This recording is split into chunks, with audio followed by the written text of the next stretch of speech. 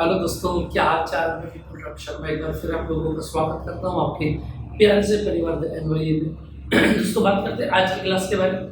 Chapter number next हमने start कर दिया अपना, और चुंबकीय क्षेत्र से रिलेटेड सारी बातें हम यहाँ पर पढ़ रहे हैं। ठीक है, चलिए तो दोस्तों बात करते हैं आज की क्लास।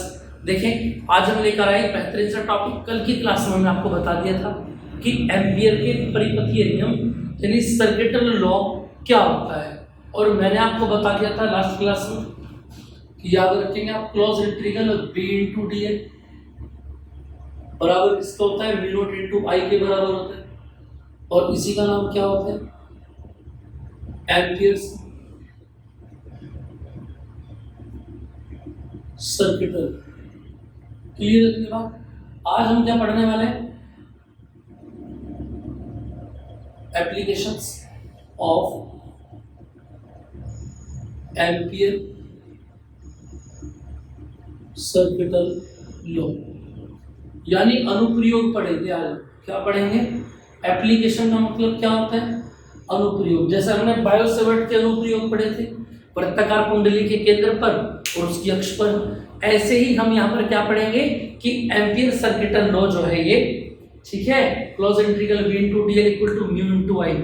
तो इसका यूज से हम क्या क्या चीजें सेटिस्फाई कर सकते हैं, किस किस से रिलेटेड मैग्नेटिक चुंबकीय क्षेत्र निकाल सकते हैं, उसको हम यहाँ पर पढ़ेंगे। ठीक है, चलिए, 4 अनुप्रयोग हमारे सिलेबस में है एम्पियर के परिपथीय नियम से रिलेटेड। एक एक करके सबको कंप्लीट करते हुए चलेंगे। ठीक है दोस्तों, चलिए जरा। थोड़ी सी गले में प्रॉब्लम हो रही है, बाकी आपको समझ में आएगा पूरा। देखिए जरा नेक्स्ट क्वेश्चन अगर हम देखें,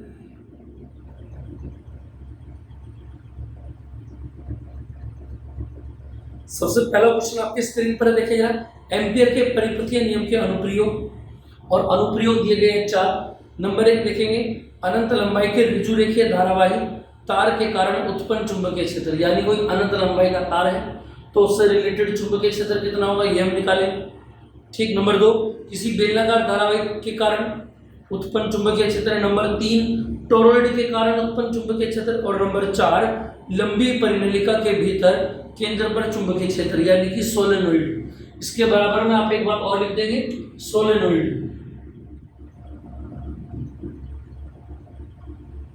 अभी बताऊंगा सोलेनोइड और ये टोरॉइड क्या क्या होते हैं, उसको हम एक्सप्लेन करेंगे। ठीक, चलिए, अब ये 4 अनुप्रयोग बताए तो आप ऐसा समझ लें कि 4 डेरिवेशन आपके सामने आ गए। ठीक, एक एक करके कंप्लीट करते हुए चलेंगे सभी को। देखते हैं जरा।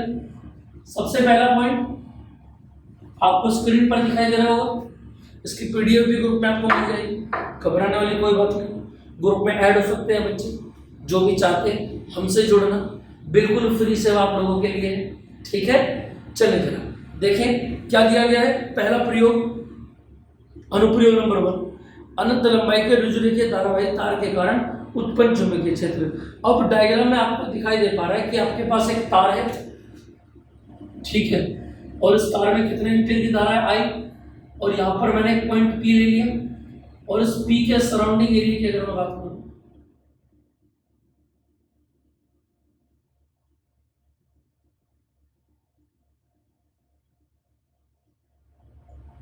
तो यहाँ पर एक अल्पांश ले लिया मैंने डीएल, और इस पर जो स्पर्श रेखा खींची, यही स्पर्श रेखा चुंबकीय क्षेत्र वेक्टर बी की होगी।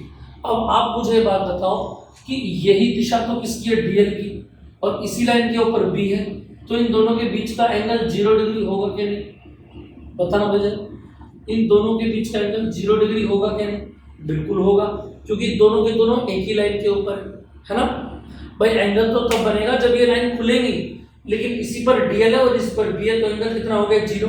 देखें जरा स्क्रीन पर क्या बोला गया, माना अनंत लंबाई का एक सीधा तार है जिसमें आई एम्पीयर धारा प्रवाहित हो रही है। बिंदु पी पर चुंबकीय क्षेत्र की तीव्रता ज्ञात करनी है। इस बिंदु पी पर क्या करना है, चुंबकीय क्षेत्र की तीव्रता ज्ञात करनी है। देखेंगे सामने ध्यान से, चुंबकीय क्षेत्र का रेखीय समाकलन। अब जब हमने इसका रेखीय समाकलन किया तो देखें स्क्रीन पर क्या लिखा हुआ है, close integral B into D L, और बराबर किसके होगा। मुझे एक बात का पता है क्या, कि अगर कहीं पर भी ये लिखा हुआ है vector A dot vector B, तो इसका फॉर्मूला ओपन होगा ए बी cos थीटा। ये फॉर्मूला सभी याद रखेंगे, और ये थीटा क्या होता है, ए और बी के बीच का एंगल। इतनी बात समझ में आ गई। देखो जरा आगे, माना अनंत लंबाई का सीधा था, ठीक। उसके बाद आपने b into D L cos 0 लिख दिया, और इसमें मैंने बात मेंशन कर दी कि b और dl एक ही दिशा में, इसलिए b बाहर आ जाएगा, अंदर क्या बचेगा dl। और dl का मतलब क्या हो गया, पूरे तार की लंबाई। और ये कैसा बना रहा है, गोलाकार वृत्ताकार पथ बना रहा है। तो वृत्ताकार पथ की लंबाई कैसे निकालेंगे, वृत्त की परिधि से निकालेंगे। तो क्या आ जाएगा, 2 पाई आर आ जाएगा। तो यहाँ पर लिख देंगे 2 पाई आर, इक्वेशन नंबर 1 बन गई। उसके बाद एम्पियर का परिपथीय नियम हमने लगाया, और उसमें देखो मैंने क्या बताया आपको कि डीएल का फॉर्मूला क्या बन जाएगा, 2 पाई आर आ गया। क्लियर है। और जब एम्पियर के परिपथीय नियम लगाया तो बी बच गया, 2 पाई आर को उस साइड ले गए। तो ये क्या फॉर्मूला बन गया, b equal to mu not upon 2 pi into I अपना। ये फॉर्मूला हमने पहले भी पढ़ा है सीधे लंबे तार के कारण, लेकिन वहां पर बायो सेवर्ट से पढ़ा था, और यहाँ पर हमने इसको सोल्व किया किससे, याद रखेंगे एम्पियर के सर्किटल लॉ से। ठीक है, इतनी बात क्लियर है। उम्मीद है आपको बात समझ में आ गई हो। यहाँ तक किसी को कोई इसका स्क्रीनशॉट लेना चाहे तो आप ले सकते हैं, बाकी तो इसकी पीडीएफ आप लोगों को मिल ही जाएगी। आपको पीडीएफ से भी ज़्यादा इसमें हेल्प हो जाएगी।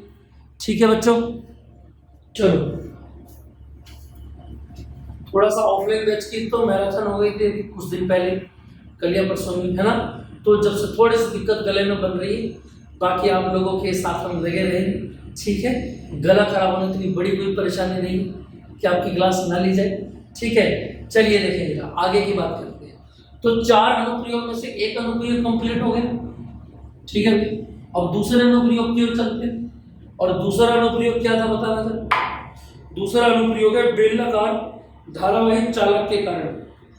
क्या बताया गया, बेलनाकार धारावाहिक चालक के कारण। समझ में आ रही है बात या नहीं।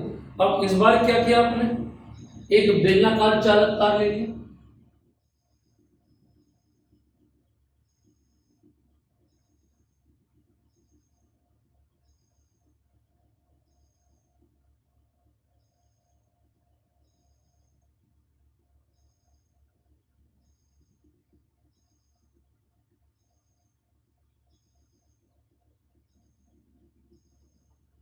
ठीक।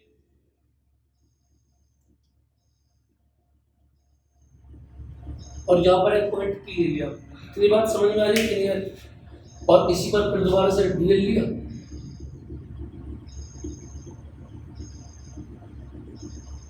क्लियर है बात, समझ में आ रही है बात आपको। और ये दिशा किसकी, डीएल की। अच्छा यहाँ पर इसके चारों तरफ एरिया में पृष्ठ और खींच लेंगे आप लोग,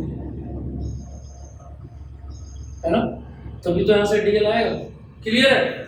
देखिए स्क्रीन पर मैं बताऊं आपको, माना अनंत लंबाई का एक बेलनाकार चालक है जिसमें आई एम्पियर धारा प्रवाहित हो रही है। आर दूरी पर स्थित बिंदु पी है, ये आर दूरी पर बिंदु पी है, और जिसके कारण आपको क्या निकालना है, चुंबकीय क्षेत्र की तीव्रता निकालनी है। क्लियर है। पहला पॉइंट देखिए आप, सबसे पहला पॉइंट क्या है। अब देखो 3 बिंदु बनेंगे यहाँ पर, सुन रहे हो, 3 बिंदु कैसे कैसे बनेंगे समझो आप ध्यान से। एक बिंदु बाहर रहेगा, एक पृष्ठ के ऊपर रहेगा, और एक पृष्ठ के भीतर रहेगा। पहला बिंदु, दूसरा बिंदु, और ये आ गया जी तीसरा बिंदु। क्लियर है। इन तीनों बिंदुओं के ऊपर बात की जाएगी। देखें जरा आगे, सबसे पहला क्या है, चालक के बाहर बिंदु पी पर चुंबकीय क्षेत्र। जब पी तक की दूरी को स्मॉल आर बोलेंगे और चालक की अपनी दूरी को कैपिटल आर बोला जाएगा। ठीक है, देखें जरा। तो आपने बाहर बिंदु पी है, इसके ऊपर क्या लगा दिया, एम्पियर का परिपथीय नियम लगा दिया, close integral b into DL और म्यू नॉट इंटू आई। उसके बाद आपने बी डीएल कोस थीटा खोल दिया, थीटा को 0 ले लिया, फिर डीएल को 2 पाई आर खोल दिया, और b का फॉर्मूला आ गया क्या कि b बराबर mu not upon 2 pi into I upon I. Clear है, बिल्कुल सेम पहले की तरह। दूसरे पॉइंट की बात कर दूं, देखेंगे जरा स्क्रीन पर।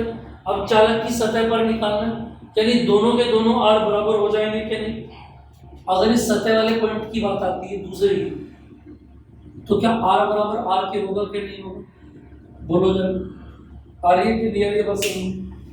उसके बाद बी पर अगर निकाला जाए चुंबकीय क्षेत्र तो कितना आ जाएगा, बस आर को चेंज कर देंगे, स्मॉल के जगह कैपिटल लगा देंगे, और फॉर्मूला आ जाएगा B equal to mu not upon 2 pi into I upon capital R. ठीक, उसके बाद अब आ जाते हैं अंदर, बेलनाकार चालक के भीतर। देखिए और इसके अंदर मैं बात करूँ तो इसके अंदर थोड़ा सा अजीब यहाँ से अलग क्वेश्चन हो जाता है। देखिए कैसे आपने लगाया इसके ऊपर small R less than capital है, आपने इसके अंदर इक्वेशन लगा दी बी इंटू डी एल, और डी एल का जब समाकलन किया तो 2 पाई आर आ गया, आई को नीचे ले लो। अब यहाँ से बी का फॉर्मूला आ गया। उसके बाद मैंने बोला कि पूरे तार के लिए जो धारा घनत्व होता है जे, और जे बराबर क्या होता है आई अपॉन ए। ये आई अपॉन ए जो जे होता है ये फिक्स होता है पूरे वायर के लिए, दिख रहा है सभी को।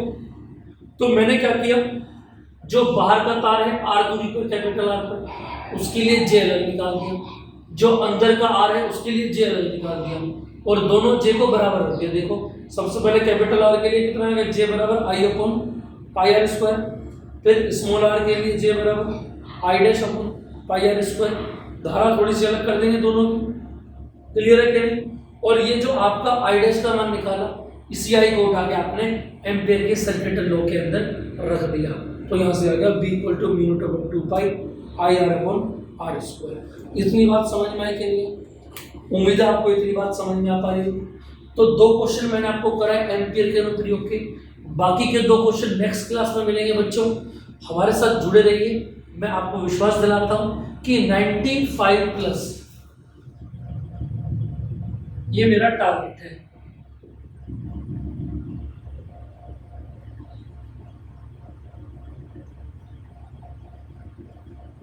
आप लोगों के समझ में आ रही बात है, 95 प्लस मार्क्स, एक भी क्वेश्चन ऐसा नहीं होगा। समझ में आ रही बात है। देखो 1-2 तो क्वेश्चन के एग्जाम के अंदर आते हैं जिस पर थोड़ा सा आपको साइकोलॉजिकल या कंसेप्चुअल काम करना होता है, बाकी का जितना भी ध्यान रखेंगे आप। आखिरी 5 सालों से मैं भी देख रहा हूँ कि जो भी मैं नोट्स कराता हूँ, एक भी आखिरी लास्ट टाइम तो MCQ भी वो नोट्स में से लग गया था, ठीक है।